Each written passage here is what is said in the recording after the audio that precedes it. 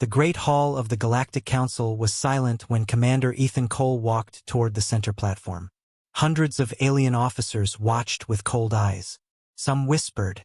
Others smiled as if they already knew he would fail. Ambassador Varric raised one hand. Behind him, a broken ship appeared on the screen. "This," Varric said, "will be humanity's first vessel in the Galactic Fleet." A wave of laughter filled the hall. The ship was called the Forgotten Dawn. Its hull was cracked. Half its lights were dead. Its engines were older than many worlds in the Council. No captain wanted it. No engineer believed it could fly. Ethan did not laugh. He studied the image. "When do we leave?" The laughter stopped. Hours later, Ethan entered the ship with Dr. Maya-chan and a human crew. Dust covered the halls. Doors opened. The air smelled of burned metal. Maya touched a dead control panel. This ship should have been destroyed years ago. Ethan looked at the walls. Then why was it kept? Deep inside the engine room, they found the answer. Important parts had been removed, but not because they were broken. Someone had taken them carefully. Behind the empty engine frame, Ethan saw strange marks cut into the metal. The symbols moved when Maya placed her hand near them. Then the ship shook. Lights flashed on one by one. A low voice came from every speaker. "Human thought pattern accepted." The crew froze. Outside, alien workers ran as the engines began to glow. Maya stared at the main screen. "Ethan, we did not turn anything on." The Forgotten Dawn vanished from the station. 1 second later, it appeared beyond the edge of the galaxy. Then a warning filled the bridge. "Do not activate the engine again. They are coming." For several seconds, no one on the bridge spoke. The stars outside were different. Bright blue suns burned in strange lines, and a giant red planet filled half the window. Maya checked the navigation screen again. "This cannot be right," she said. "We crossed 50,000 light-years in 1 second." Ethan looked at the warning on the main screen. "They are coming." "Who are they?" he asked. The ship gave no answer. Then every light went dark. A deep sound came from below the bridge. It was slow and heavy, like a giant heart beating inside the ship. Ethan, Maya, and 2 engineers followed the sound into the lower decks. The halls changed as they walked. Broken walls became smooth. Dead lights repaired themselves. Old metal moved like liquid under their feet. "This ship is rebuilding itself," one engineer whispered. The sound led them to the main engine room. A new door stood behind the damaged engine. It had not been there before. When Ethan touched it, the door opened. Inside was a small black crystal floating above a metal ring. It gave no light, but the air around it twisted. Ethan saw the walls bend, then return to normal. Maya moved closer. "This is not a power core." "What is it?" Ethan asked. She stared at the crystal. "I think it changes what is possible." Suddenly, the room filled with images. They saw the Forgotten Dawn when it was new. It was not weak. It was larger, faster, and more dangerous than every ship in the Galactic Fleet. Then the images showed alien soldiers cutting pieces from its engine and hiding the crystal behind the wall. Someone had weakened the ship on purpose. Before Ethan could speak, alarms screamed. 3 alien warships appeared outside. Ambassador Varric's face filled the screen. "Return the ship," he ordered, "or humanity will be destroyed." Behind his fleet, the stars began to disappear one by one. The 3 alien warships moved closer to the Forgotten Dawn. Ambassador Varric appeared on the main screen again. His face was calm, but his eyes showed fear. "Turn off the engine," he said. "You do not understand what you have awakened." Ethan stood in the center of the bridge. "Then explain it." Varric stayed silent. Behind his ships, another star vanished. Then another. Maya watched the darkness spread across the screen. "Those stars are not dying," she said. "Something is covering them." A huge black shape slowly appeared between the stars.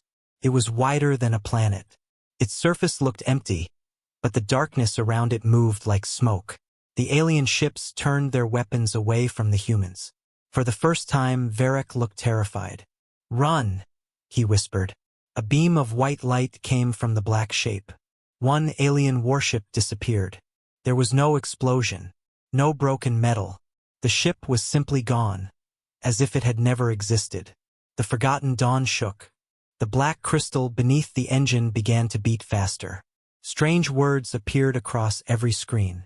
Reality hunters detected. Maya read the message aloud. Reality hunters? A hidden recording suddenly played. An ancient alien stood inside the same engine room. His body was thin, and his voice was weak. "We built this ship to fight them," he said. "But our minds followed rules. We could not imagine enough. The ship needs a species that believes impossible things can become real." The recording turned toward Ethan. "It needs humans." The black shape opened like a giant eye. Hundreds of shadow ships came out of it. Ethan looked at his frightened crew. "Bring the engine online." Maya turned toward him. "The warning told us not to use it again." Ethan watched the enemy fleet cover the stars. "If we do nothing," he said, "there will be no galaxy left to warn." The engine roared. Then the Forgotten Dawn asked one question. "What reality do you wish to create?" The question remained on every screen. "What reality do you wish to create?" No one answered at first. Outside, hundreds of shadow ships moved toward them. The black shape behind them swallowed more stars with every passing second. Maya looked at Ethan. "The engine needs an idea." Ethan stared at the enemy fleet. "Then give us a reality where their weapons cannot hurt us." The black crystal flashed. A shadow ship fired. Its dark beam struck the Forgotten Dawn, but nothing happened. The beam passed through the ship like smoke. The crew cheered, but Maya watched the engine readings. "It worked," she said. "But the crystal is using our thoughts." Another message appeared. "More minds required." Ethan ordered the crew to connect their control helmets to the ship. One by one, human minds joined the engine. The ship began to change. Broken walls became bright metal. Old weapons grew into powerful cannons. The weak engine became a blue star inside the ship. Varric watched from his damaged warship. "That vessel was useless," he whispered. "No," Maya said over the channel. "You only never understood it." The shadow fleet fired together. Ethan closed his eyes. He imagined their attacks missing. Space bent. The enemy beams turned away and struck their own ships. Dozens of shadow vessels disappeared in black fire. But the victory came with a price. One human officer forgot his own name. Another could no longer remember Earth. Maya fell to her knees as blood ran from her nose. "The engine is taking our memories," she warned. Then the enemy leader appeared inside the bridge screen. It had no face. Only two white eyes floated inside a dark body. "You change reality," it said. "But every change removes part of you." Ethan stepped closer. The creature smiled. "Continue fighting, human, and soon you will forget why you wanted to win." Behind Ethan, the engine asked another question. "Which memory will you sacrifice next?" The bridge became silent. "Which memory will you sacrifice next?" Ethan looked at his crew. Some could not remember their homes. Others had forgotten the faces of people they loved. "No more memories," he said. "There must be another way." The dark enemy leader watched him from the screen. "There is no other way," it said. "Your ship feeds on human thought. Every miracle has a price." Maya slowly stood.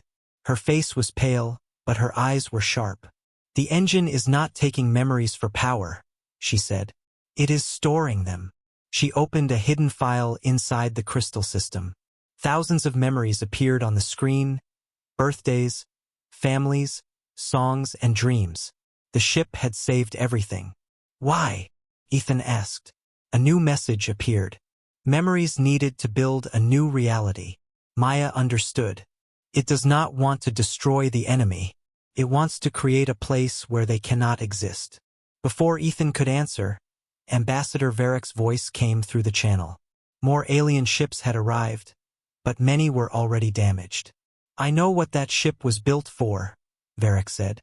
"My people feared its power, so we broke it and hid the truth." Ethan's eyes narrowed. "And now you want it back?" "No," Varric replied. Now I want to help. The alien fleet moved between the Forgotten Dawn and the shadow ships. Their shields formed a wall around the human vessel. Varric gave one final order. Protect the humans. Give them time. The shadow fleet attacked. Alien ships exploded one after another, but the wall held. Inside the engine room, Maya found the final command. The ship could erase the reality hunters forever, but someone had to stay connected until the new reality was complete. That person might never return. Ethan quietly locked the bridge doors. He sent the crew toward the escape pods.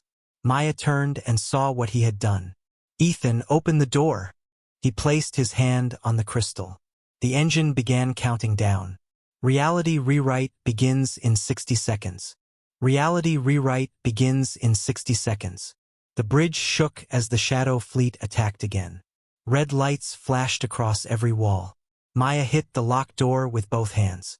Ethan, you cannot do this alone. Ethan kept his hand on the black crystal.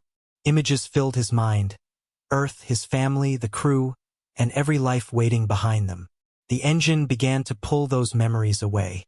Then the door opened. Maya entered with the entire human crew behind her. Ethan stared at them. I told you to leave. No, Maya said. You told us to survive.